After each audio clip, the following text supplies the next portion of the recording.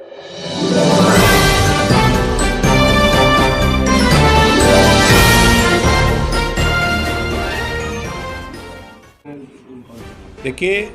ये इनकाउंटर सरकार अपनी नाकामी छुपाने के लिए, चाहे उत्तर प्रदेश की सरकार हो चाहे मध्य प्रदेश की सरकार हो, अपनी नाकामी छुपाने के लिए ये एक ड्रामेबाजी की तरह उस विकास दुबे का इनकाउंटर हुआ है।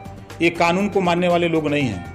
अगर उसको ये उज्जैन के महाकाल मंदिर में 2 घंटे घूम रहा था और वहाँ के प्राइवेट सिक्योरिटी ने उसको पहचान करके पुलिस को फ़ोन करती है, फिर वो प्राइवेट सिक्योरिटी महाकाल मंदिर से लेके बाहर आती है, फिर पुलिस जाती है, उसको ले जा करके थाने में बैठाती है।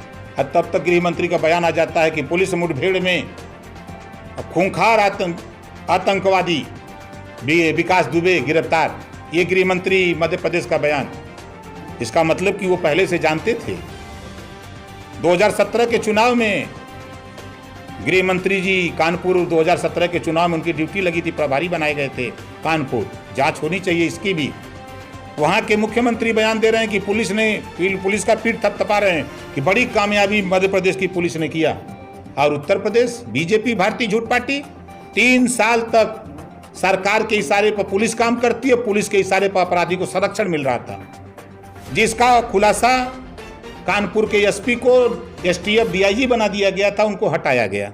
खुलासा चौबेपुर थाने के 68 लोगों को लाइन हाजिर किया गया, जो खुलासा। इसी तरह के तमाम लखनऊ से लेके कानपुर तक तमाम लोग उसमें फंस रहे थे। मध्य प्रदेश से लेके लखनऊ तक तमाम लोग उसमें फंस रहे थे। फरीदाबाद से उज्जैन की दूरी गाड़ी से जाने के 12 घंटे का सफ़र, वो कैसे जा रहा है?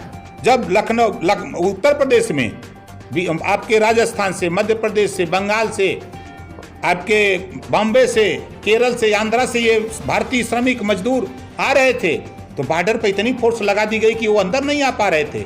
और एक आदमी जो हिस्ट्री सीटर, जो आतंकवादी, उसको पकड़ने में 2.5 लाख पुलिस, सरकार ना फेल हो गई। ये अपनी नाकामी योजनाबद्ध तरीके से उसको संरक्षण था। इन लोगों को लगा कि उज्जैन में चला जाएगा, वहाँ गिरफ्तार हो जाएगा तो इससे जान बच जाएगी। उल्टा हो गया।